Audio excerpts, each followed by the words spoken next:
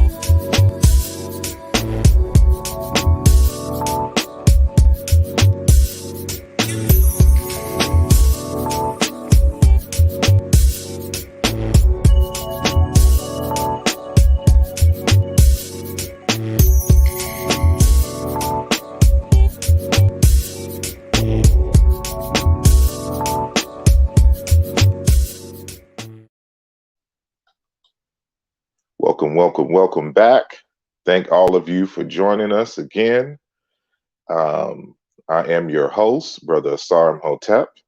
For those who may not know, and if you are new to this channel, this YouTube channel, please make sure that you, one, hit the like button, and then two, hit the subscribe button, and then three, hit the little bell notice so that when we do these live shows, or if I upload a video, you would be the first to know. And thank all of those who are joining us also on both the Facebook channels. And so we're streaming on 3 different platforms. It's a little earlier than normal, but that is because we have a very special guest with us. And he is, well, for us overseas, over here in the United States, out in the UK. And so about a 5-hour time difference from the East Coast.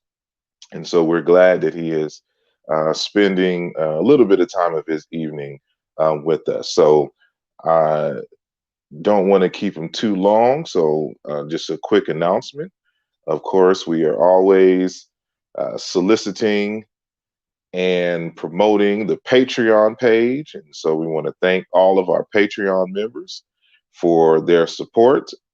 And for those of you who want to help in some way fund the new documentary film that is coming up called Chiena Intu on the relationship between ancient Egypt and modern Bantu languages and cultures, you can do so by visiting patreon.com/asarimhotep and looking at one of the tiers and joining one of the tiers. Every little bit helps. Or you can give, a one-time donation by either our CashApp or going to the asarimhotep.com page and leaving a donation via the homepage. And so, you get exclusive merch, depending on your level, and of course, exclusive interviews and soon to be behind the scenes for the film. And so right now you can see currently an interview that we did not too long ago with a brother out of South Africa, Dr. Zulu Matabo Zulu, who's a computer scientist, historian, and poet. And our last interview with Brother Andrew Jaggs, who's an Africologist and did his PhD on the history of Yoruba and Egyptian history. And so this is some exclusive content for you if you join the Patreon page.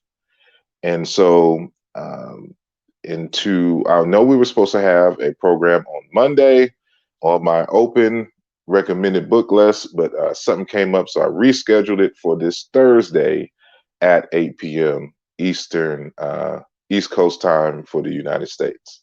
And so we will see y'all again on Thursday.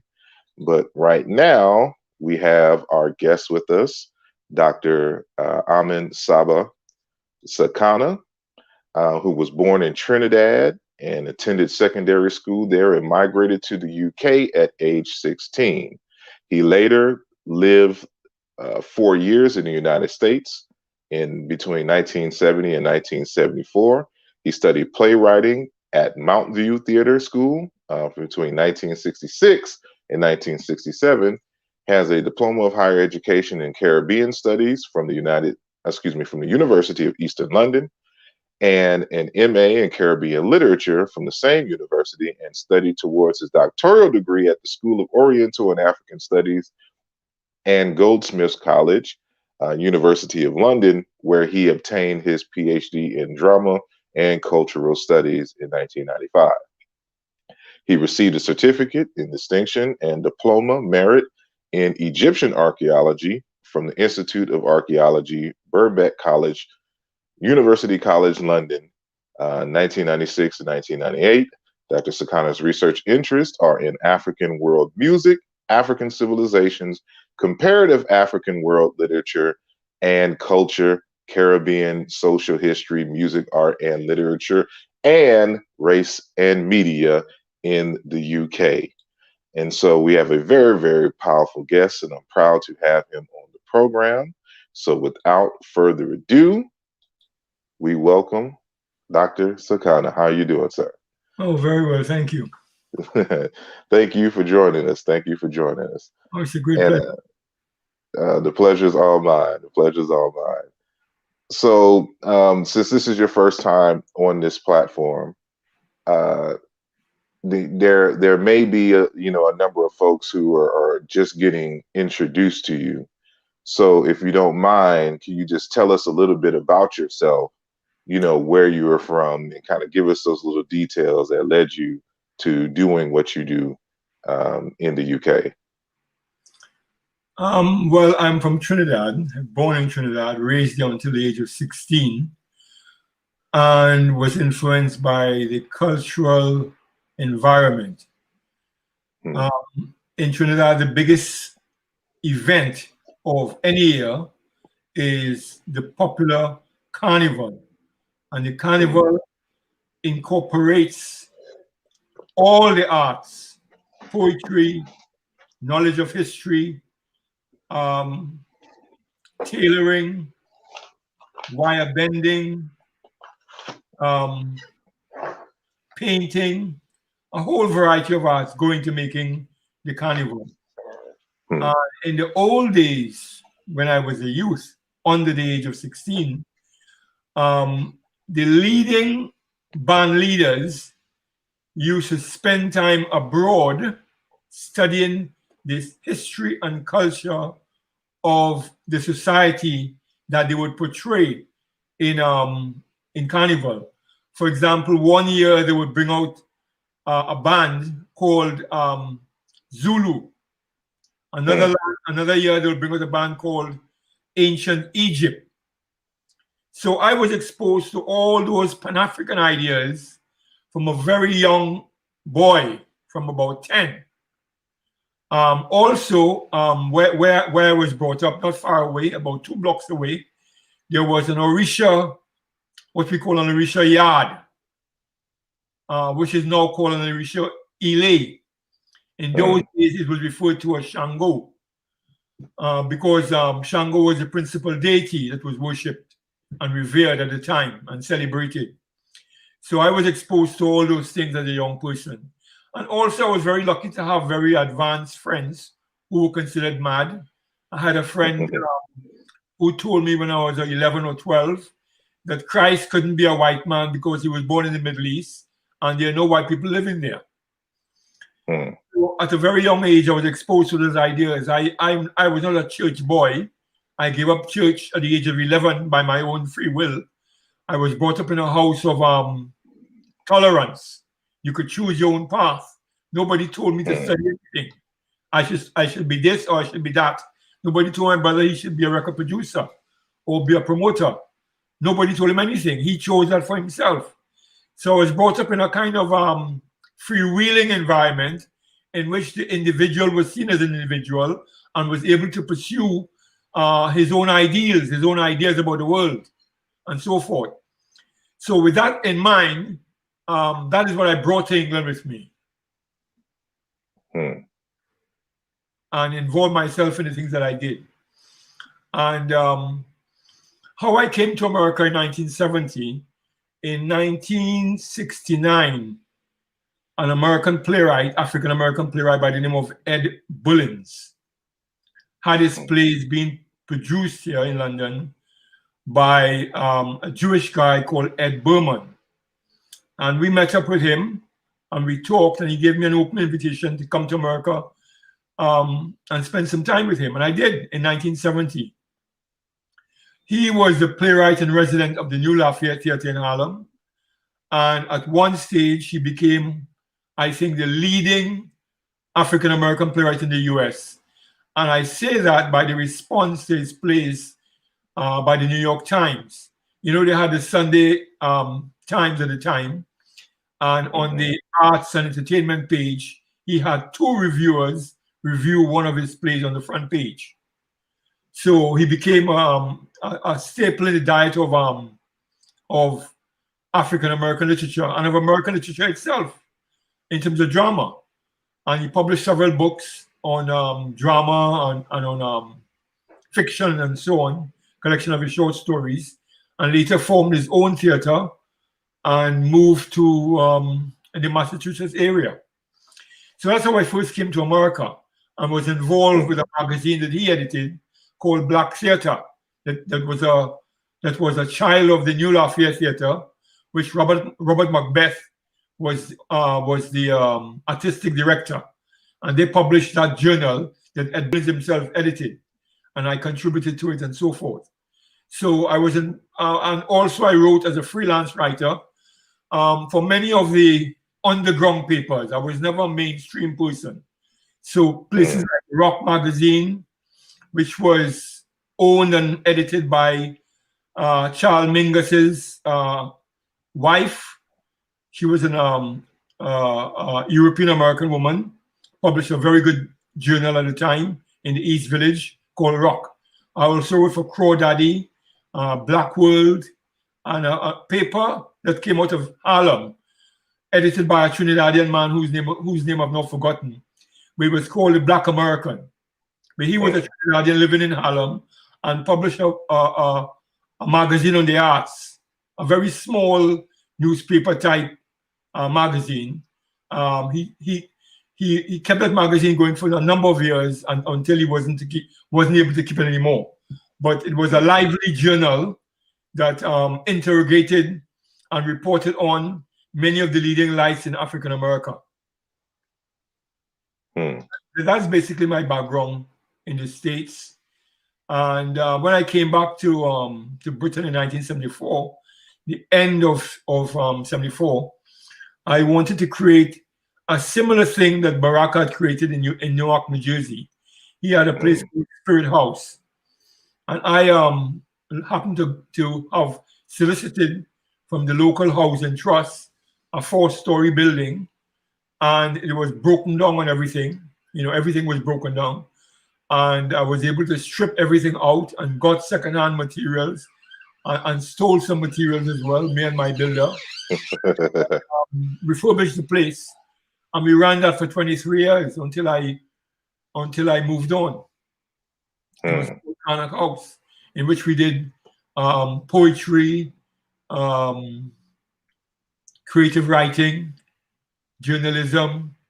We taught African culture in the form of songs, bilingualism, Yoruba and Igbo were taught. We also published books. We had exhibitions of the various artists who were coming up in the UK. From Nigeria, we had a brother called Emmanuel Jigania, a very formidable artist, not just in the plastic arts, but also fantastic in wood. Very, very fantastic in wood. We had Horace Ove, the then leading filmmaker, who is also a photographer and an inevitable teacher. A person who would lend his skills and his ideas to anybody. Anybody could approach him, and he would give you ideas. He taught me how to use a camera, which I was taking lessons with a British guy, and he was very technical, and I didn't understand what he was saying, and he taught it to me in 5 minutes. So we had a very lively Karnak House, regular meetings on a weekly basis. People would be invited to come and talk. In the 80s, we brought over a number of people, including the young Renuka Rashidi, the young Wayne Chandler, the young Dr. Finch and I are the same age, by the way. We first met in person, I think, around 1983. So activities like that we were actually involved in until we started publishing in 1979. The first book we published was a book of poetry called I Is a Long-Memoried Woman, which was written by a Guyanese author, a first book. Her name is Grace Nichols. And fortunately for us, it won the Commonwealth Poetry Prize, the first African publishing house in the UK to have won that prize. And that made her a professional writer from 1983, when the book was first published, to the present time. She's become and she makes a living exclusively from writing. So that book was the first introduction to the world of published writing. We also had an interesting, fierce intellectual woman by the name of Ife Amadiomi. She was Igbo of Nigeria. She published a dissertation on male wives and female husbands. Male daughters, female husbands. Yes. We published an extract from that dissertation, a small book called African Matriarchal Foundations. And she also was also a poet, like many of the people that we work with. And her book was also shortlisted, called Passion Waves, shortlisted for the Commonwealth Poetry Prize at the time it was published, I think 1985 or 86. I don't remember. So we had a lot of writers that we were publishing and promoting.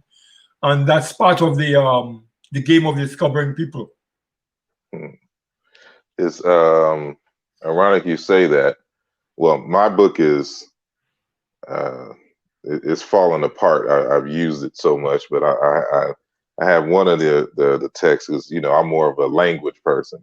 Right. So I have Dr. Modupe Odioye's Words and Meaning in Yoruba religion. In Yoruba religion. And I have some other works, but I'm not currently in Philly right now, so all my books are in Philly. But yeah, so like what made you choose the name Karnak House for what you were doing? Well, from about 1970, we were introduced to the ideas of Professor Yosef Ben-Jochannan. Okay. And he was, in 1970, I was also teaching part-time drama at Marymount College, where his daughter was my student, and he was also teaching there. I actually never met him there at Marymount, but I met him elsewhere. And we also brought him to the UK in the early 1980s. So I was exposed to his ideas, and that brought me into the study of Egyptology, really, and in a formal way in the 90s. But informally, I was exposed to his work and many others. And I think that he prepared the ground for the emergence of a field called Egyptology or Kemetology amongst people of African descent. I don't think before him, in the English-speaking world, there was any emphasis upon Kemetology or Egyptology. I think Jochannan was the primary person who made that discipline something that young people felt they should aspire to, knowing more about and investigating in more depth.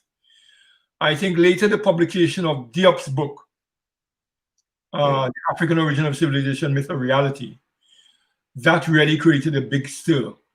And I think the person I acknowledge as one who stirred up the imagination of African America was Professor Jeffries. Dr. Leonard Jeffries. Yes, who did a fantastic review. Unfortunately, he hasn't produced many writings, but that particular review was excellent. And it really introduced Diop to America in a very big way. So I think he was the one, as far as I'm concerned, who made Diop's work acknowledged and visible.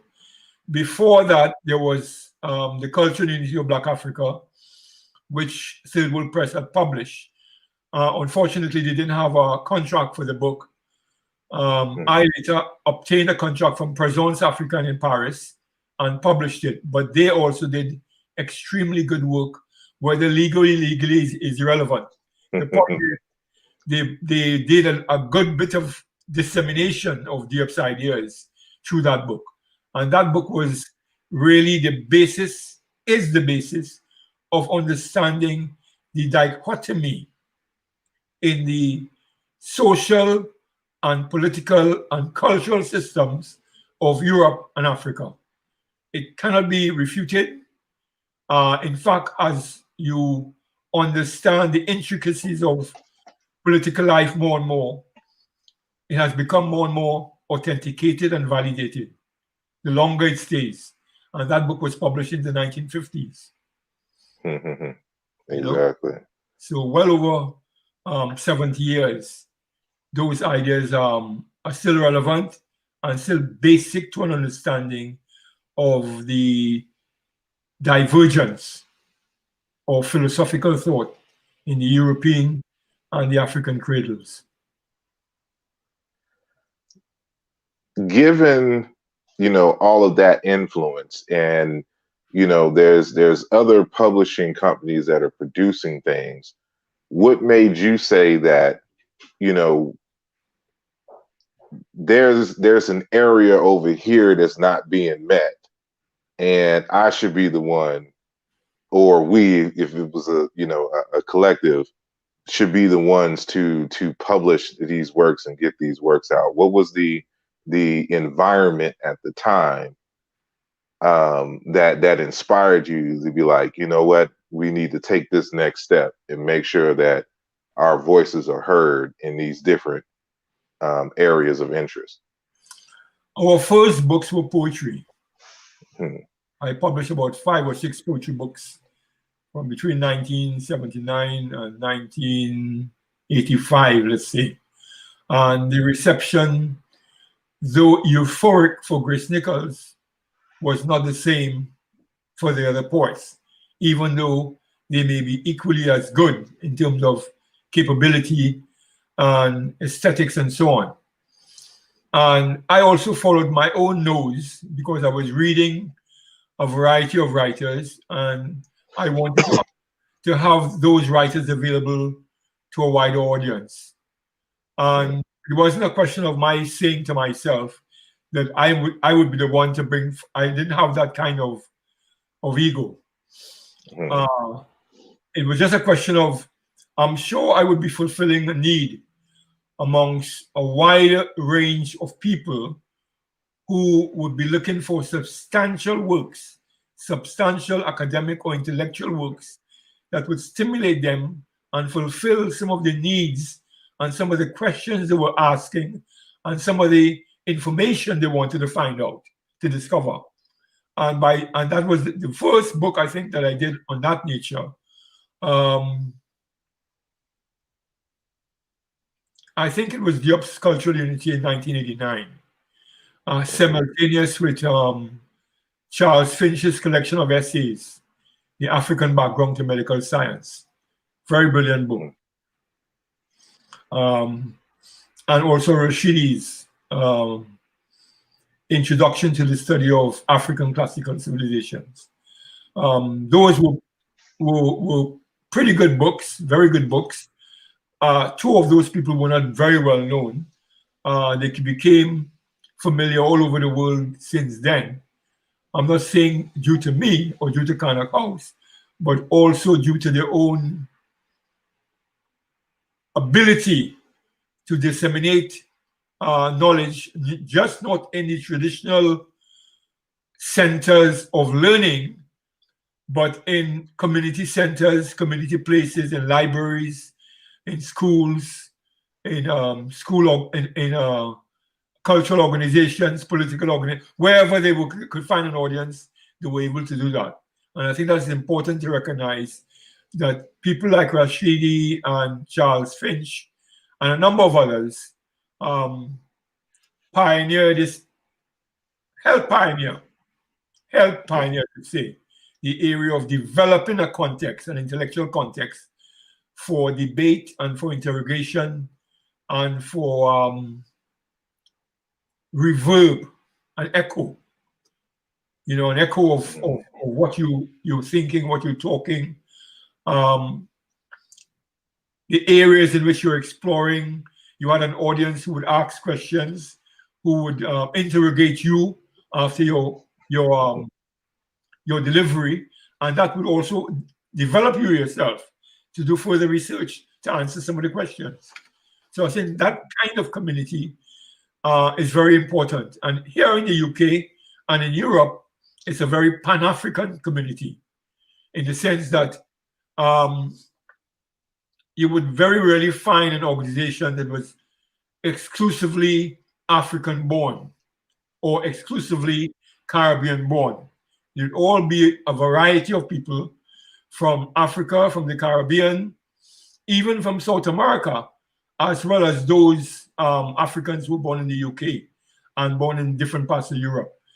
So I was lucky in the sense that from 1968, I hiked to France with 10 pounds in my pocket and a telephone number from Ted Jones, the poet. You know who Ted Jones is, right? No, I don't. Yeah, well, he was a legendary beat poet in America. Oh, okay. Probably has about 40 children all over the world. But he was a person who was well connected. And he gave me a name. If you got broke in France, call the lady up and she will organize you. So Ted was a friend. He used to come to London every so many years and read his poetry and so on. And his famous poem was something that he would recite as the first poem wherever he read. If you see a man walking down the street talking aloud to himself, do not run away from him, but run towards him, for he's a poet. That was Ted's introduction. It was a very learned man and a man who was widely traveled. He traveled all over the African continent, places that we dreamed of. He went there in the 60s, hiking all over Africa, Ghana, Nigeria, Mali, all those places. But he was a very he used to be well known in America in the 60s and 70s, until that era passed. So he was a useful tool for me. And in France, I met up with Présence Africaine and later became acquainted with a number of people in France who came both from the Caribbean and from Africa. And they used to come regularly to the carnival here in London. And we used to have exchanges of groups of people. So we were very busy with organizations. People would, sometimes 100 people would come and you'd phone around friends asking, take two, you take two, he will take two. If we didn't have enough people, we put them up in cheap hotels and so on. People would sleep on your floor, whatever. So in that way, we developed an organic relationship over the waters, and people became very friendly, and we shared similar ideas. So, so today, that has now mushroomed to a much larger extent, where a lot of the ideas of Van Sertima or Finch or Diop himself or Benga, all over Europe, there would be people of African descent who would be familiar with those ideas because they were linked at an earlier stage in their lives to people who knew so and who passed on so. And that's the only way to do it. Disseminate the knowledge as you come in contact with it. In 1985, it was a big year for the United States because we got the one and only visit from the late Dr. Cheikh Anta Diop.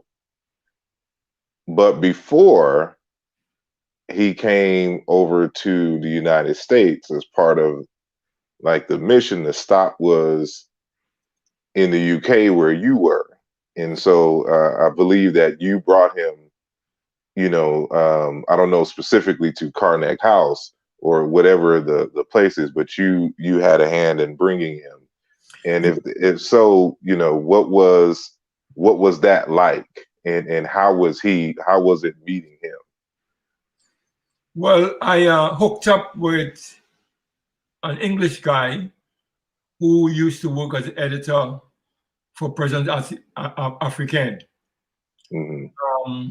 Anthony something, I can't remember his last name, but one of those old school, very wonderful man who would have Picasso doing a flyer for the African Writers Conference in 1956. Unfortunately, I didn't get a copy, but Anthony Jones, that was his name. From him, I managed to get hold of Diop in Senegal, and I wrote him and told him I'd like to bring him to London to do a conference, and he agreed to do it. And he came, and through Karnak House, not through myself. Everything that we did was through Karnak House. And we put him on a small tour, and it was the biggest conference we ever hosted at Camden Town Hall in central London, in which 600 people turned up. And we had standing room only in the hall. Him and Dr. Finch and Professor Van Sertima and Carla Small were all on the same platform. I brought three of them over. Diop, Carla Small, and of course Van Sertima. And we recorded it on video. I never released the video officially, but someone pirated it, and they're both videos of Van Sertima are on YouTube illegally. But that's exposure. So it was there that we met Diop, and we were planning to do another conference on the African origins of the major world religions, in which Diop would have been the primary speaker, but it wasn't to be. And he died in February of 86, I think, and that was the end of that idea. But we did have the conference, but without Diop's participation. But the important thing was for that assembling of peoples at the conference, the African Origins of Civilization conference, was that the key persons were Charles Finch and Ivan Van Sertima. And Finch himself made representation to Diop. And he was the one who created the connections in Atlanta, especially with Mayor Andrew Young and his university, where he was a physician and associate professor, I think, at Morehouse. And he was able to, he didn't speak French, but he understood it very well. So Diop could understand English, but didn't have the confidence to speak English. So when both of them met, Diop was speaking French and Finch would answer in English, and they communicated 100%.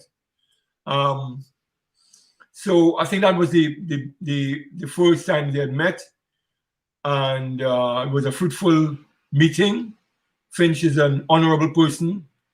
Van Sertima is a very, very honorable man, a man who has been very generous with his contributors and who did not discriminate against people who had formal university degrees and those who did not.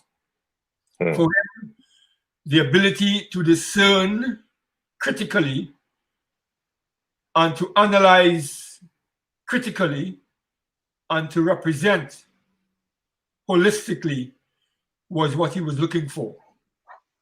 And once you were able to do that in the format of a formal tradition, he had no prejudice whatsoever.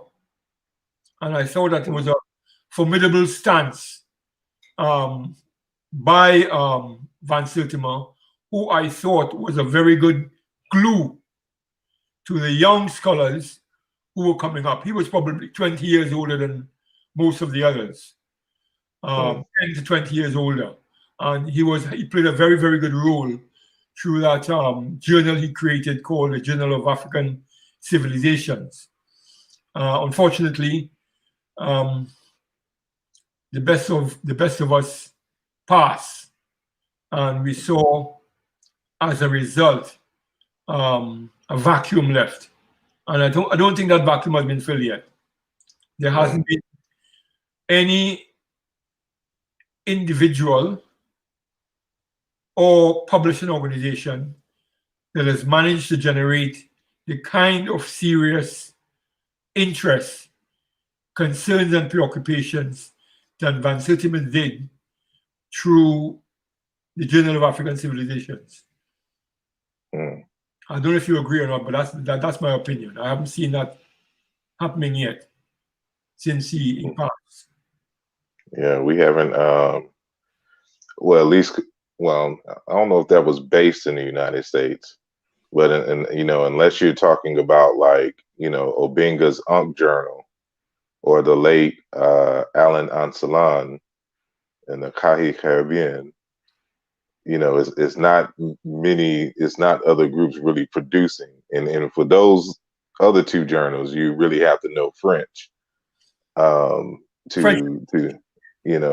get the work, because most of the stuff is written in French. So yeah, I'd have to agree. I'm sorry, go ahead.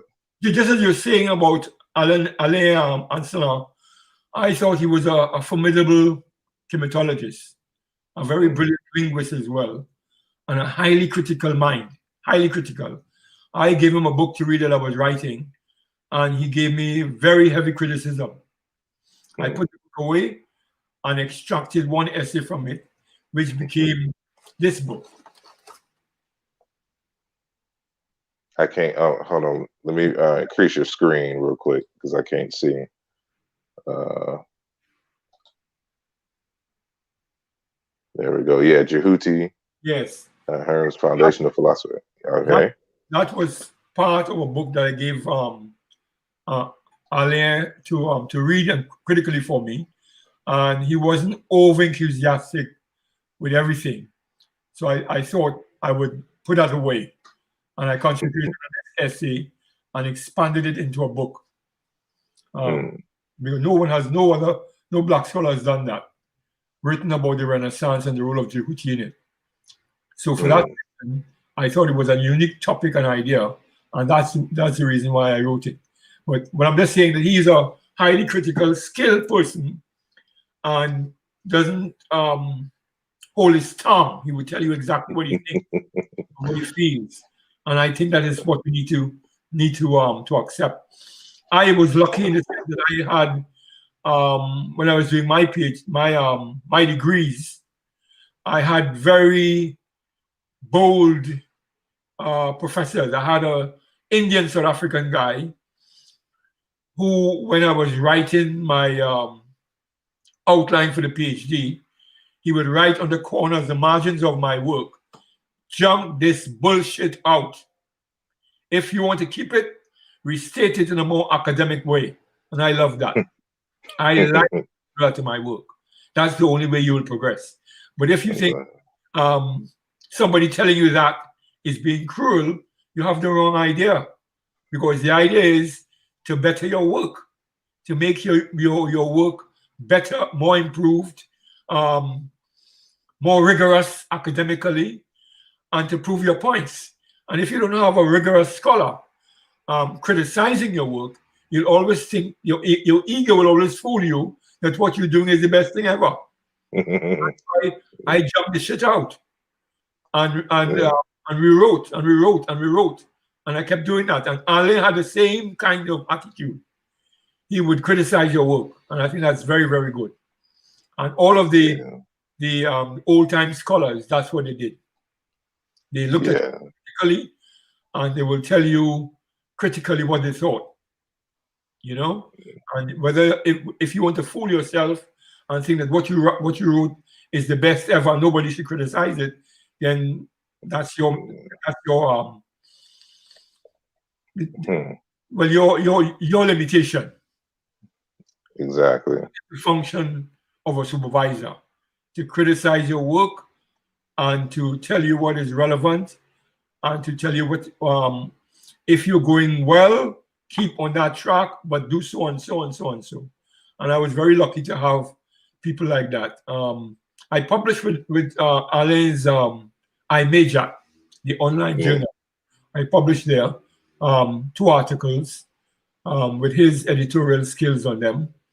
I didn't always agree, but you know, you have to be subjected to that. That's part of editing. You mentioned Obenga's journal. It's really the journal of Sheikh Mbake Diop, the eldest son of Sheikh Anta. He was the one who does finance the journal. He is really the publisher and the general editor of it. Obenga is the I would say the philosophical guide. He's the one who guides the journal. But the basic running of the journal, the founding of it, and the financing of it is done by Sheikh Mbake Diop, a man who was followed in the scientific path of his father by him working in the French Energy Atomic Commission as someone who supervises the upgrade of equipment. The upgrading of equipment. That's his job is. Work with the French Nuclear Atomic Energy Commission. So you're not talking about anybody who is, you know, schoolboy, a very advanced thinker and activist. And the whole of the African groups of peoples who surround the Ankh are very, very advanced in their thinking. Very advanced in their thinking. And I think they are further ahead than most of us in the English-speaking world. Simply because I think they have traditions there of accepting the master. We don't have that tradition too much. They have it very strongly. So for Obenga, for example, he would have listened very attentively to what Diop had to say. And he told me that he never had a philosophical discussion with Diop ever. Nor did I, for that matter. He discussed many things. For example, with the Cairo conference in 1974, Diop told him, I will take care of all other fields. You speak only on linguistics. And he stuck to that. He presented people in linguistics, and that was it. Diop handled the rest. And that's the kind of respect and veneration that continental Africans have, because it's part of the tradition. We have lost part of it. We have lost part of that. It's very easy for the ego to be stimulated and to be rude to an older person, and so on, and don't serve your apprenticeship. But they have that kind of tradition in real life. For example, another man who I consider my mentor, Professor Ume, Anenechukwu Ume. He's both Dibia and a scholar. And After God is the Bia? After God is Dibia. Yes. After God is Dibia, volume 1 and volume 2. He had several children, and some of them were lawyers, some of them were medical doctors taken after the mother. And one of them, two boys left. They were about 13 and 11 at the time. And the mother said to me, she said, well, nobody's taking over profession, but one of them has to. And one of them went on to study what the father studied, which was estate management. But I'm saying the family has that kind of commitment to tradition and to adhering to advice that it would be unthinkable for them to rebel against that type of thing in those kind of families. I don't think we have that tradition very strongly. Yes, I can attest to your testimony about Dr. Anselin, because he has been kind enough to review several articles and things of mine before publishing, and he's one of the few, like, since his death, like I'm having a small work on the relationship between, or the etymology of, Orisha and its cognates in the ancient Egyptian, and like he's one of the few like linguistic scholars that I could send that to, for that type of review, because of the breadth of knowledge that he had with the African languages and ancient Egyptian. And but it brings me to, well, two questions. So first, I want to recognize Chris Marshall, who is one of the Patreon members, and he has a question for you. And this is similar to this other question that I just saw, so I'll just ask both of them. And so the first question is the book, the Meta Nature Divine Speech, going to be reprinted? And the same thing for the After God is the Bia text. Someone just asked that. After God is Dibia is available right now. Okay. That's available. I think it's specifically part 2, because there's 2 volumes. Both volumes are available. Volumes of other. Okay. Both are available. All you have to do is to write in, send us an email request, or go on our site, or write to us directly, karnakhouse@aol.com. Simple as that. karnakhouse@aol.com, and you'll get the books. The next book you're talking about is Meta Nature Divine Speech. We've had some problems with reproducing from the very old format in which it was in. So it has been reset, and it's just about to be sent to the printer. So it'll be available, I believe, probably in mid-February. Okay. Yeah. So y'all heard that here first. It will be a new edition. A new edition of Dr. Jacob Carruthers, the late Dr. Jacob Carruthers, Maheru, Meta Nature Divine Speech text. And so that's been a much sought after text now. And so I want to ask this question, and then I want to get more on your research. But Modupe Oduyoye, Go ahead. he's he's not, in my opinion, as well known as I think he needs to be. And you've had the opportunity to publish this work, which we mentioned earlier. Yes. The Words and Meaning in Yoruba Religion, Linguistic Connections in Yoruba, Ancient Egyptian, and Semitic. Yes. And then he was a part of another book on, what was it, the African origins of world religions, Major world religions. Major world religions. And so Dr. Charles S. Finch has a chapter in there, Modupe Oduyoye, and I believe Dr. Ben, and I forgot the other two, or is it one Wayne more? Chandler. Wayne Chandler, yes, and an Ethiopian brother. Sigai Gebremedin. Yes. Who is Markaru right now? Yeah. Who studied under Diop, by the way? Oh, he did. Yeah, I think he mentions him in the book, and he did plays too, did he? Or he wrote plays or something like that. Yeah. Poet laureate of Ethiopia. Yes. And he was a well-known playwright and also an essayist.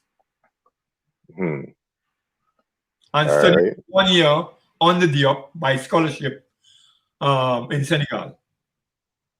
Yes. We need to learn more about him too. I'll probably give that as an assignment to my listeners. But I want to know if you ever had an opportunity to meet Dr. Oduyoye. And if so, I'm sorry? Very much so.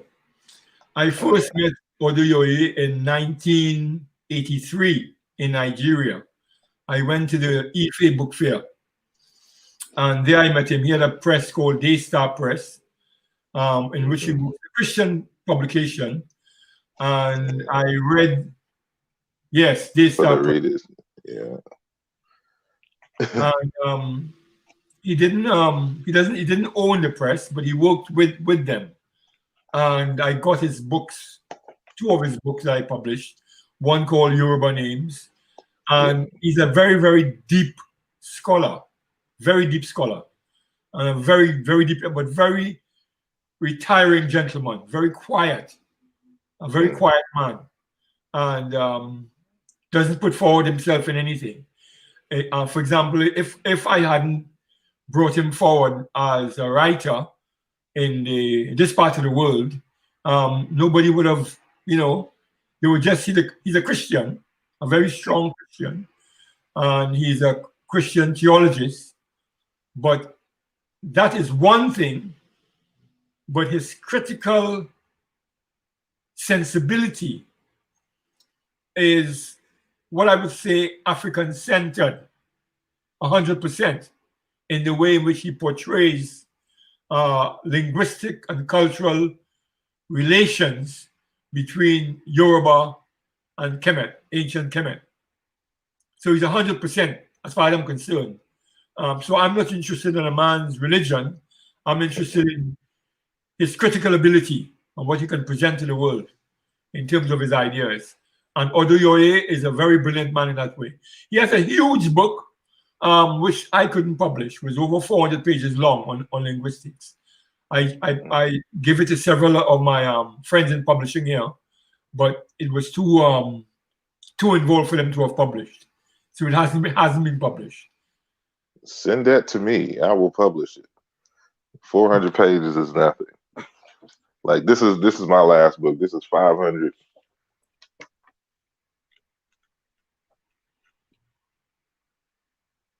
$60 pages. Right. Well, yeah, he has a tome like that, and he wants that to be published. I've been trying to get a hold of him. I don't know anyone who knew him, because I think he's still alive in Nigeria. He's an elder now. I'm sorry. Ibadan. Ibadan. That's where he lives. Okay. Yeah, because because he references certain works that he has, but I can't find them anywhere. And so, I have the names book, the Yoruba names book.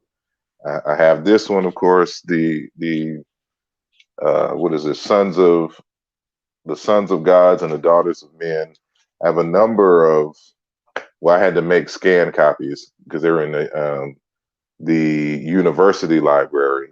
Some of the old articles that he used to send to this Nigerian magazine. And so like they kind of compressed it and made it into a book. And so it's in the University of Pennsylvania library. But I'm trying to get all my hands on everything that he has published. And so people really need to know who he is. But you yourself, of course, are a scholar. And you held up one of your books earlier, and it was kind of in passing, but if you can give us a little bit of details about that text, and the significance and importance of that gap that you're filling, in terms of the Renaissance and the role of Jehuti. Most people think that is those people who are not part of Renaissance studies. People in Renaissance studies and classicism know it, but others outside of those specific disciplines do not. They think that the Renaissance was initiated by European thinkers and scholars, and they don't know that the basis of the inspiration for the Renaissance thinkers was, in fact, Jehuti, who is known by several names. Jehuti is his proper name in Kemet. That was shortened to Thoth for various linguistic reasons by the Greeks, Thoth, Thoth. He was also called Mercurius by the Romans. He was also called Hermes by the Greeks themselves, who gave him that name in relation to their own deity of wisdom, Hermes. He was called Idris by the Muslims, reflected in the Quran, and by many of the early Muslim scholars who referred to his books and to his work. He was also called Hozhank by the Persians. So he was known in all those areas. And the main text for that knowing was a book called the Corpus Hermeticum, which was supposedly written between the 1st and the 3rd centuries in the Common Era. And unfortunately, Francis Yates, who is a very brilliant scholar, Renaissance scholar, gave out very bad vibrations about the antiquity of the book by saying that the Renaissance scholars of the 15th and 16th centuries were under the delusion that the texts contained in the Corpus Hermeticum were ancient, in other words, pre-Christian, but they were not. And so she gave the idea that these Renaissance scholars were mystical in their ideas by giving reference to and authentication to the work of Jehuti, who they considered a very ancient person.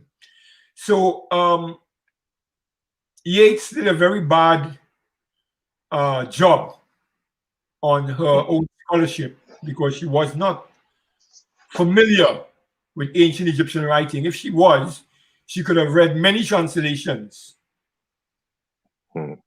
that were available at the time that she was writing in the early 1960s. But she did not. She quoted none of the works that were already translated into English, in which she could research the philosophy of Kemet and of Jehuti. So she gave a very naughty perspective on the ancient origins of it. And another man called Eric Evanson before her, he was another Egyptologist who published a book, a small book, about 85 pages, in 1961. And he also was contradictory. He wasn't as bad as Yeats, but he was nevertheless contradictory, saying that the Hermetic idea could not have evolved in Kemet, and then goes on to quote schools of initiation earlier. And what does Hermetic means? Coming to that notion, what does it mean? It's something that is concealed. Ideas that are concealed. And where are ideas concealed? In secret societies. What are those secret societies? Initiation schools. Knowledge was not propagated in the African cultural context to the population. It was something that was achieved through selection. And only a privileged few up to today know those secrets. And unless you are an initiate, those secrets will not be divulged to you. The guy who wrote the fractal book, Ron Eglash, in order for him to have been privileged to receive further information, they told him, we have to initiate you. And unless you do, we can't divulge anything further. And he went through the initiation ceremony. They always make it as though it's a joke, but it's something that they did do. And I believe the same thing with Marcel Griol. No one has said that he's been initiated, but I can tell you the strictness of the educational tradition in Africa was something, it was so strict and so secret that divulging secrets could end in your death. Odioye himself, whilst I was talking with him after 1983, I went to Nigeria several times, and he said, if you cannot keep a secret, you better don't join, because you will take an oath to keep the information secret. You talk about binary structures equivalent to computers. All those things they knew, but they wouldn't tell you about that, and nobody would know that. Only a few. So that is, it's both fortunate and unfortunate, because the population did not know about that. They weren't privileged to that. Only a very small percentage of people. The same thing obtained in ancient Kemet. The exact same thing was done during the Greco-Roman era. Some of the ardent Greeks and some of the ardent Romans became initiates. And you could see what they say. For example, a Roman guy writing to his friend saying, what I have to tell you cannot be transmitted in Latin. I will write this in hieroglyphs for you. And he wrote it in hieroglyphs, so nobody else can read it but his friend, who is also an initiate. And he was Roman. One thing that's not bad upon nationality is based upon your ability to be an initiate through character, good character, as Yoruba has this phrase, iwapele, good character. That is the thing that allows you to be selected. Not your ability to know or have fast brain, but it's whether your character is good enough to undergo that kind of formal study, which calls for secrecy. So what I'm suggesting is that In the Hermeticum, there was a high level of secret information that was passed in that book. But Yeats herself couldn't periodize it. She couldn't tell you whether it's from the 1st century or from the 2000 BCE or what. She couldn't do that. But when you compare the work, that so-called 1st to 3rd century work, with the ancient writings in Kemet, they are identical. Identical. So although they were writing in the 1st to the 3rd centuries CE, they were part of a tradition. And one of the main places for the maintenance of that tradition in Kemet was Alexandria, where they had a massive library, which was later burnt. And that library came from the very old manuscripts in Kemet itself. The Greeks and the Romans controlled the temples absolutely. They knew every secret that was in the temple. They controlled it. They knew what age a boy had to be initiated, what he had to study, what books he must study, who was his priest. They kept records of everything. They knew. And those books were later deposited in the Alexandrian library, which was burned down. And there was in Alexandria, if you look at the philosophers who emerged out of Christianity, they were all centered in Alexandria, in Egypt. They didn't come from anywhere else. You understand? So I'm saying that, therefore, that we have to look closely at the methods by which higher education was transmitted from generation to generation. And it's not your coming into somebody and say, tell me how this is done, and they will just open their mouth and tell you. For example, a guy who's a murderer or a serial murderer could do a PhD on nuclear science and develop a bomb and kill millions of people. No, he would not be allowed to study in any of those secret societies. His hands had to be clean. He had to come from almost, I could say, celestial character. He had to be really clean. And so that's what we're talking about. We're not talking about information that is passed on to the general public, but information that was kept secret and is still maintained today in Africa. It's still maintained today in Africa. It's funny. Oh, I'm sorry. Go ahead. You go ahead. No. Just to your point, it reminds me of I forgot the other European's name, but there's this other European, McGaffey. Well, the other one whose name I forgot, he was trying to discredit Griole, telling of the Dogon, saying stories. Yes. And there's another individual by the last name McGaffey was saying the same thing about Fukiao in the Congo tradition, Dr. Kimbondende Kiabonseki Fukiao.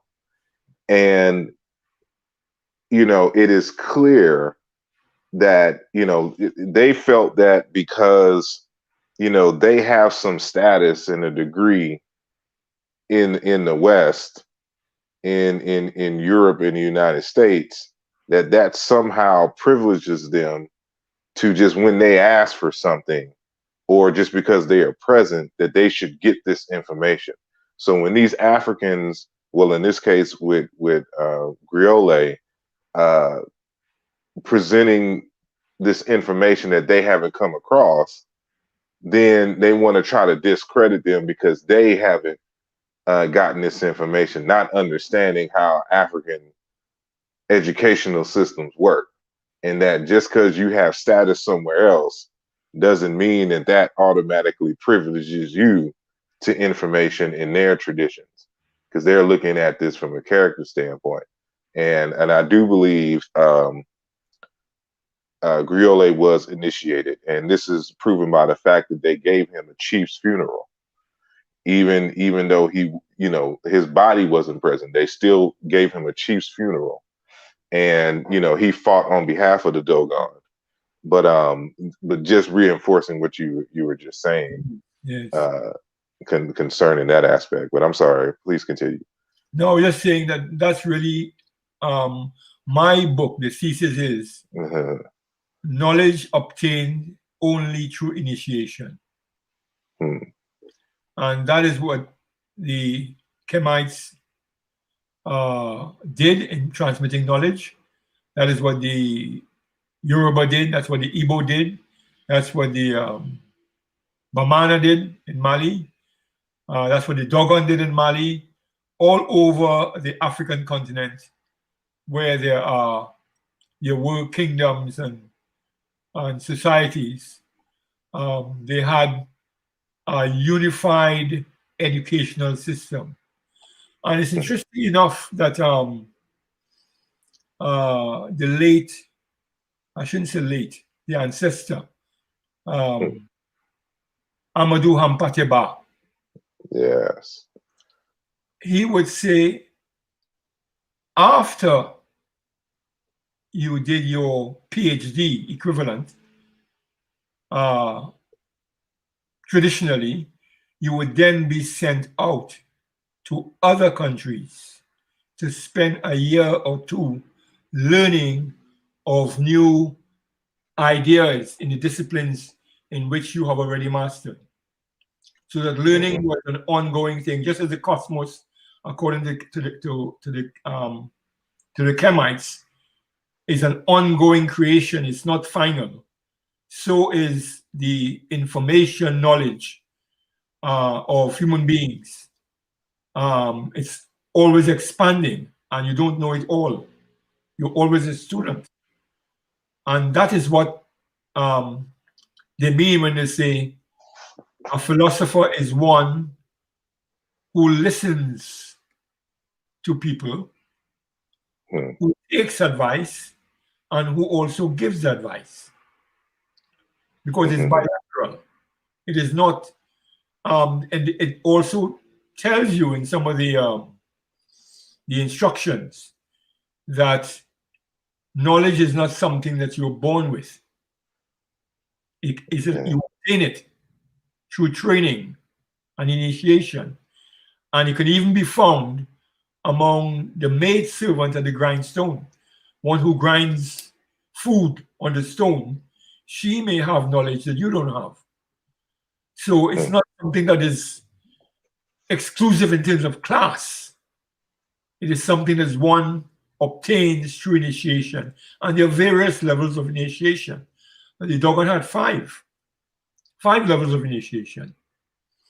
Other societies had several amongst the Igbo, Sante. They all have areas of, gradations of knowledge. And you go through one, and then you get to the next stage, and you get to the final. If you don't get to that stage, you drop out. You know, or they leave you out. And Prof was telling me that he studied at the age of 14, Professor Ume. And he says it's more usual for the majority to drop out than to complete. And that was the thing. It was usual for the majority to drop out rather than complete that education. And he also told me some things that I found interesting. His father had a tremendous ability to fly. And he was going to do his master's at Cambridge University. And he begged his father to teach him the secret. And the father told him, where you are going, would you have someone who will plant your food for you and who will be assigned to you to cook you all your meals every day? The son said, of course not. So once he said that, he understood that he couldn't pass on the secrets because it involved food as well. Types of food you're supposed to eat, types of food you're not supposed to eat. You know? And when I was there amongst him, he had an uncle who was at the time in 1994. He was 92 years old, and he was the chief priest to Edimili Shrine. And before he went anywhere, any special occasion, he would go and consult with the uncle, and the uncle would tell him how to behave, what to do, blah, blah, blah, do so and so, blah, blah, blah. If they offer you food and you don't want to eat it, don't eat it.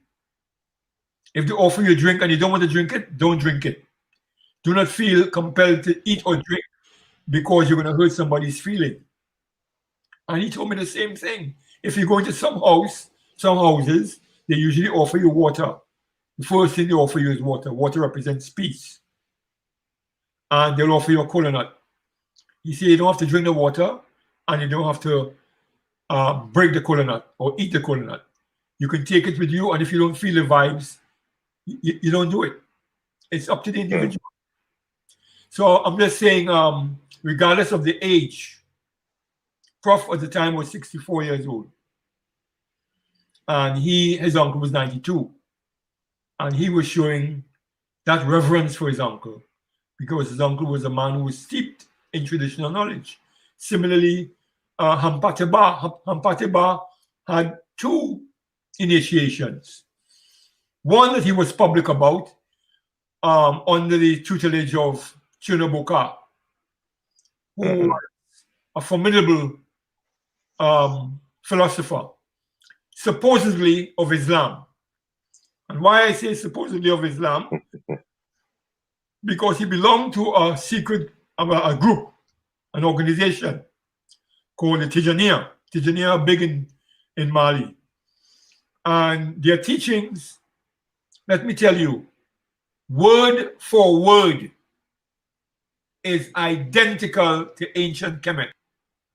Word for word, identical to ancient Kemet. It's in my book. You will see some of the comparisons that I've made. And he said it under him. It's only long after Chinobuka's death in the 60s, later 60s, that Ba began to expound on the African traditions of education and of initiation. But he didn't say that before. He did not say that before. And that is very, very important.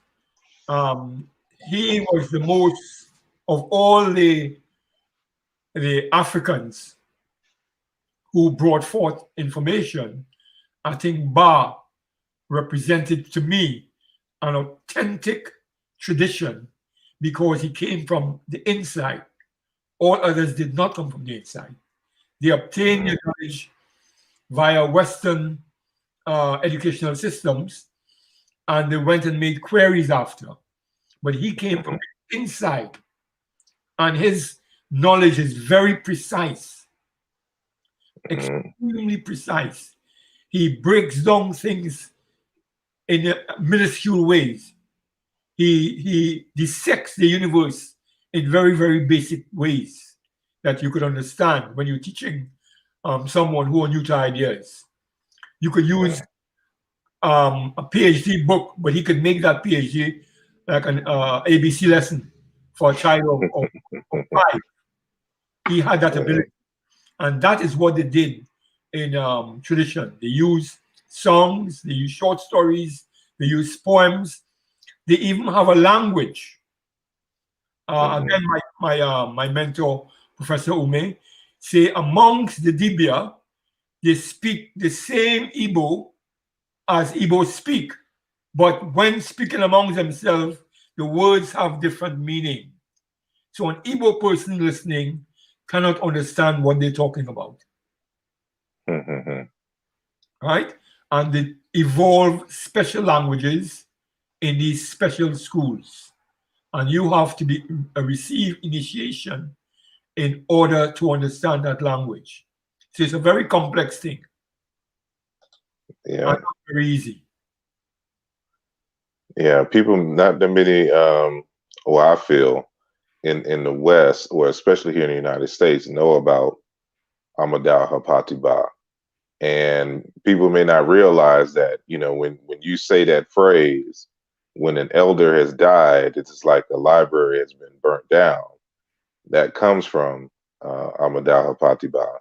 Yes. And I have a trinity of scholars.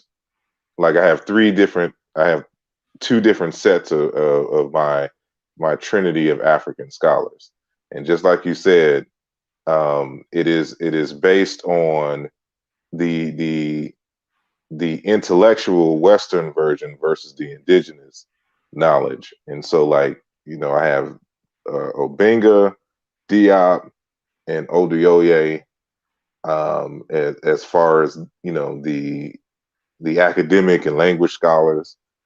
But it's Amadou Hapatiba, it's Maladoma Some, and it's Kimbwadinde Kiabonseki Fukiao, on the traditional knowledge, because they write in a way that those of us who have been through similar initiations understand that language of initiation, and you can tell the difference when they write about African traditions versus someone else who is kind of gathering and trying to synthesize later, versus their own experiences going through the tradition.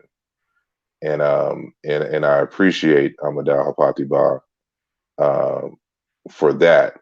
And I wish more of his books were in text, were translated in English. But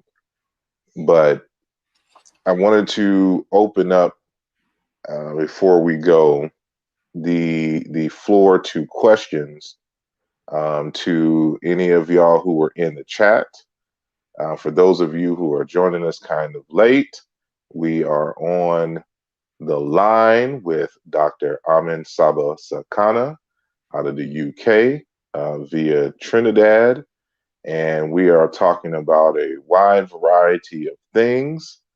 And we just left on his work, and we actually have some people who have joined us in the back chat. And so if any of y'all have a question, just raise your hand and I'll bring you in. I see Dr. Kaya has joined us, and there's an individual by the name of Michael. Let me see. Confirm something there. Is possible to go in? Can you hear me? Yeah, I want just to confirm that, because when we speak about initiation, it's very difficult to speak in public. Mm-hmm. So in the work, we have what we call intellectual work, academic work, and initiation work. So that is very difficult sometimes, to explain, especially people who there was the initiation, because it was in the secret, like told Mr. Amon Sakana. And if you have the secret, we cannot speak about that. Sometimes it's going to be to the map, to the tail. So you can. So that is difficult sometimes, and sometimes also is specialized for something very specializing. If you speak about the star system, if you have a worker, you have a fisherman, or you have a right man scribe, or you have a doctor, or you have in the army, all that things is secret. So sometimes it's difficult to meet one. That dogong difficult to speak. You remember about the serious speaks, to tell how they know and how they read, they can see, how they can see the serious. It was very difficult, but we know about that. So that I want just to confirm what said Dr. Saakana and what you speak about the different view. I know Benga was initiated, but you cannot tell that. You have a two point of view. You have a view of academics, and you have some view of initiation. That's I want to just tell you now. And it's difficult, very, very difficult to speak about initiation in public because it was in secret. One day, just to tell you some history, one day in the beginning of my studies in Egyptology, I take one page of the book of the day. I was my friend who lost his uncle. And I began to read that, just makes a spell. You know what has happened for me after? The old man called me, they come back and said, oh, we send you to French, to be European to learn. But who learn you these kind of things? Where you learn that? They're very surprised that I know never be initiated, but I know that things. They only ask me question, how you learn that? Who will tell you that? I didn't tell that a lot in the book of Weber, but they would surprise me. So I said, so he and them, we all in the same way. The people who they read in the book of life, and them, we say, but them, they have a secret. So, excuse me for that. I want just to speak about. All right. Sorry to take the words. Yeah. No. So just to confirm that. I appreciate it. I appreciate it. And hopefully we can get you back on just to do your own show so we could talk about the meta nature and the work you're doing with that. And so I'm going to see if Dr. Saakana, if you want to, I'm going to put you back in the green room real quick. If you want to respond, Dr. Saakana. Well, that's what really my book is about. It represents secret knowledge, which only exposed to the initiate. A student of Djibouti was called Merek. Someone who loves wisdom, who loves knowledge. Merek. And that is the stage you are in when you enter the school and you go on to higher levels. But as Dukaya quite rightly says, initiation by its very existence is something that is secret, which I said earlier. And it excludes most people because they do not measure up to the character that is necessary in order to be inducted. All righty. We have a Michael. Do you have a question or a comment for Dr. Saakana? Well, I'm speaking from Trinidad, and of course, the land of Dr. Saakana's birth, as far as I know. I heard you early in the show, in the presentation, you spoke of Sheikh Anta Diop's work, something I've always been interested in. And then he spoke about a particular book I've been looking for, very difficult to get, but he said that they have copies of it. That is After God is Dibia, a book by an Igbo professor emeritus. I can't remember his name, but that book is in demand. After God is Dibia. It's supposed to be one of the best books on the Igbo religion and spirituality. Now in Trinidad, we are more or less involved in the Yoruba religion and spirituality. But because in the West, in the diaspora, we have multiple African streams, it is, and I must commend Dr. Saakana on that. In going back to Kemet, the origin, and of course, going back to the origin, you can now trace the various streams, because even when you look at the Igbo, they claim their origin as far as the Middle East. I believe somewhere they said in Israel, somewhere in that direction. The Igbo. I don't know how accurate their research and sources are. The majority of Igbos are Christians, so I guess to them it would be a great thing to be from somewhere the Middle East, because they would see it as probably their holy grail. But men like a professor who produced After God is Dibia gives us hope that there's a growing cadre of West Africans who are prepared to reject the European version and the Arab versions of spirituality. So people like me in the back down here, as we say, backyard, we support the growth of African spirituality. We encourage it. I am an ardent practitioner of the Yoruba religion and language. So we support it. When I read some years ago that Yoruba religion is the sixth most influential world religion, I felt pretty good about it, because it was the only religion that came directly out of Africa that had the power to influence millions of people, which it is doing right now. And because of the Yoruba spirituality, the language, whenever any religious or spiritual practice is established, it usually has as its base a language, like, for example, Arabic being the base of Islam, Hebrew being the base of the Torah, and now we have Yoruba being the base of Orisha or Isheshe. And of course, we've seen a growth now also among the Igbos in their realization that they need to claim their traditions. I follow works by Chimamanda Ngozi Adichie.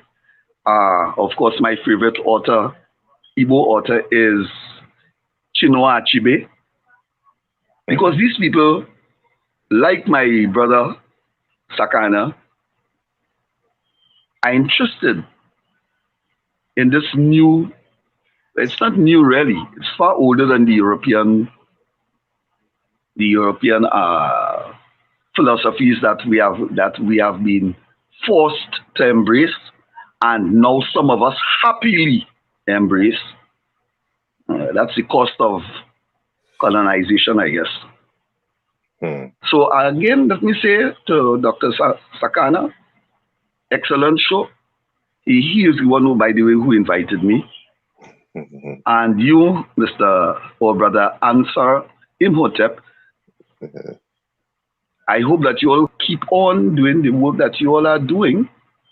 And of course, Imhotep will remain an inspiration to this entire generation and generations to come, being the first multi-genius, the one who designed the step pyramid of Saqqara on the plateau of Saqqara.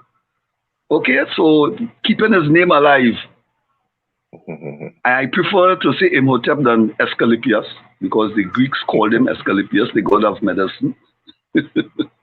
And even so, among the West Africans, not only the Dogon, so I heard you mention the Dogon and their spirituality, they are the ones who are able to map the star Sirius and its beta and gamma additions. I don't know if you know that, but in their culture, when the anthropologists was lucky enough or fortunate enough to come among them, and when they showed them that there was a beta star to Sirius, they doubted it until the astronomical telescopes were powerful enough to detect it. So when they showed them there's a third star They doubted it until the technology behind the radio telescopes were powerful enough to detect it.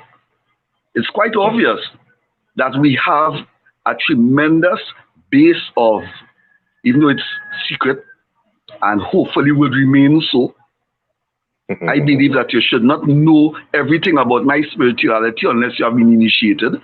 That's the fact. Yeah. And then So they'll even make you unfortunately, wait. not everything I know can go in a book. Indeed. Well, And I appreciate even in our you. practices here in Trinidad, Oh, sorry. we have that. Where we have the secret initiations, we have it. When the person needs to get their dissonu, but where they close they have to close the chapel, the people, a person who is a non-initiate is not allowed to come in. And there are still people who hold to this teaching. Unfortunately, most of the elders have died out, and I guess it's now left on the elders that remain alive to carry the tradition forward. Yes. So thanks for the opportunity. I appreciate you. You want to respond, Dr. Saakana? I'm gonna put you in the green room, so you'll be able to still listen. Okay. I'm sorry. Go ahead. No, thank the brother for his contribution. Okay. Thank you for joining and all the way. So this is a very international, show. So it's people viewing right now from the continent of Africa, of course, from Europe, and our good brother here from Trinidad. And so, and I know someone I saw earlier from Brazil. And so, everybody, like he said, is hungry, for this information. And it seems like all the earlier questions is, are these books that, you have been privileged to bless us with, are they coming to, are they being reprinted? Are they still being reprinted? So someone is asking, will Theophilo Bingas, and this is Brother Emmanuel Adama, will Theophilo Binga's Ancient Egypt and Black Africa, a student's handbook for the study of ancient Egypt in philosophy, linguistics, and gender relations, be back in print anytime soon? And I'm sorry? It's coming out at the same time as the Carruthers book. There are 8 books coming out simultaneously. Oh, so y'all heard that it's 8 books coming out simultaneously this year, hopefully in February. Which is Black History Month here in the United States. I know y'all have a different, I think it's October, Black History Month, where y'all are at. And somebody, oh, that was a question for me.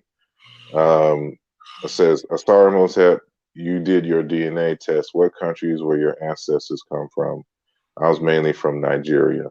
Well, if you're talking about my direct haplogroups, my paternal goes to the UK, but my maternal goes to Mozambique, and more than likely it's probably the Makua people in Mozambique. And so a lot of people don't know that the slave Holocaust happened in Southeast Africa as well, in Mozambique and Madagascar. But in terms of, the ancestry painting, because of course your ancestors are more than your direct your haplogroups, the vast majority come out of Cameroon and Nigeria as far as that ancestry is concerned. So I hope that answers your question. Someone asked, and I'm pretty sure it's in that same. So can you tell us exactly what books? Because they're asking about certain books. So if you just tell me, if you can say what books are being reprinted. 4 children's books. I'm sorry? We have 4 children's books. Okay. But 4 children. books that this audience is really concerned with are the Obenga book, Ancient Egypt and Black Africa.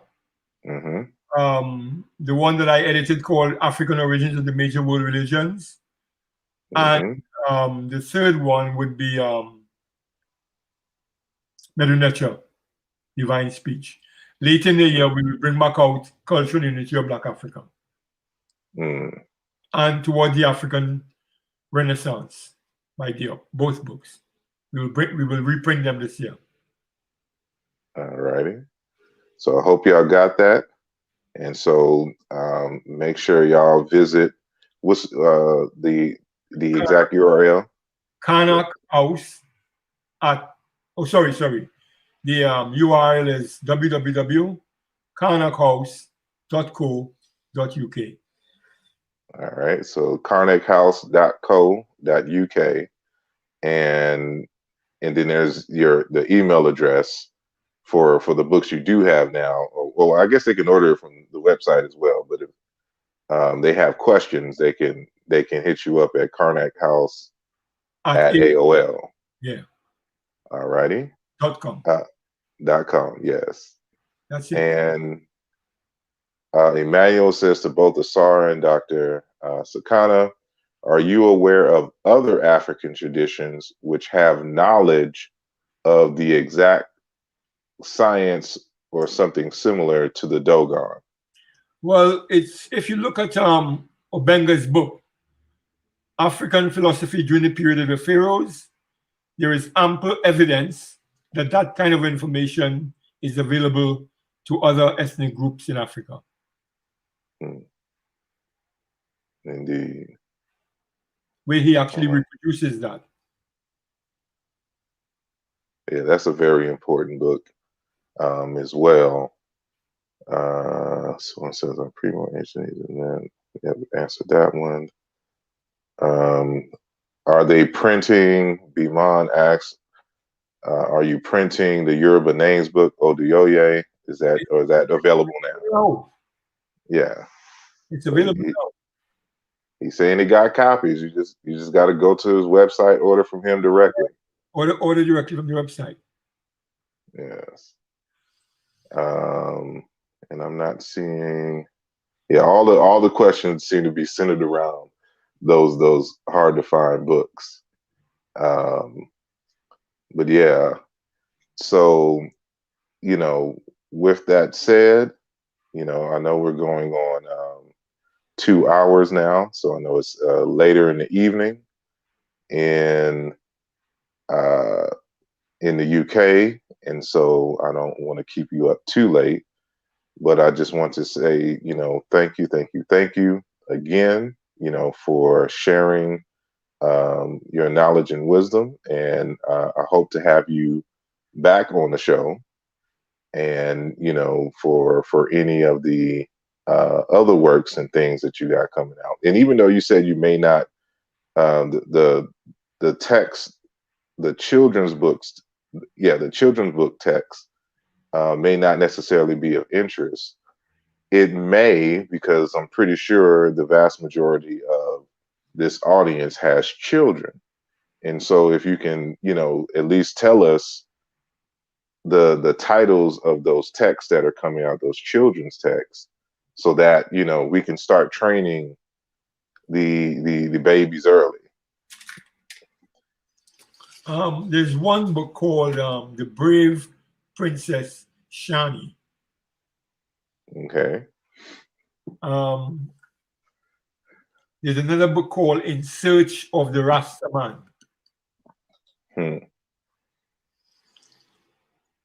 And we have another book whose title now escapes me, but extremely well-written book by a Nigerian poet and artist, Emmanuel Taiwo Jigidi, an extremely brilliant man who has a lot of poetry and who is extremely good at teaching and illustrating. And his Children of a Hunter, that's what the book is called, Children of a Hunter. Those are some of the books the children's books that we will be republishing. All right. I appreciate it greatly. Last one, sorry. Oh, I'm sorry. Go ahead. Kona Stories of Love, written by a Malian, Senegalese young lady. Well, she's a middle-aged lady now. Fatou Njai. Fatou Njai. The book is called Kona Stories of Love. All right. I appreciate it. I appreciate it. So it's also, yeah, I have that text as well. I forgot I had that one, which is Traditional African Thought. There's also Chukunyeru or Chukwunyere Kamalu. Kamalu, Yeah. Very brilliant author, very brilliant man who is ethnic identity is Igbo, Pan-African in everything that he does. Foundation of African Thought, it's called, the first book, which has been very highly praised by many. And the other book is called Person, Divinity, and Nature, for which we are temporarily out of stock. He's a very thoughtful, very deep contemporary scholar and philosopher. And I recommend him unreservedly. Indeed. Well, again, mentioned, sorry, one of the go ahead. This book charts and reflects the depth of Igbo philosophy. And it's written by a brother called Dr. Ogana Agu. The prayer book. It's called in the Book of Invocations. Yes, I got that one too. It's a prayer book. It's a book of philosophy expressed through poetry or song. And it's really written by an initiate. He himself was initiated. And it's bilingual, both in Igbo and in English. So I think it's just as Children of a Hunter is also bilingual in Yoruba and English. And I recommend those books very highly because they are telling the tradition from the inside, chronicling the tradition from the inside. It's not from the outside, from the inside. People who are deeply steeped in the tradition and who have been taught in the tradition and who were brought up in the tradition. So that's different from people from the outside. Well, do you have any last words that you want to share with the audience? We are interested in mirroring the development of the African world. And I think that a lot of us now, if we're going to be serious scholars for the future, would have to not only learn European languages, but also African languages. I think it would be a basic requirement that most scholars who want to study about Africa should be fluent in at least one African language. And that is where I'd like to end this engagement, that in order for us to understand on a more profound level, the acquisition of an African language would be a fundamental requirement. Yes, I preach that all of the time. And matter of fact, if not anything else, the works you help to publish, should, in my opinion, inspire the reader to want to learn, have at least a conversational familiarity with the languages, because I know they won't get the initiatic, layer, of the words like you mentioned in Igbo, but they will get a deeper understanding because when you learn another language, you're learning a different worldview and psychology, of a people.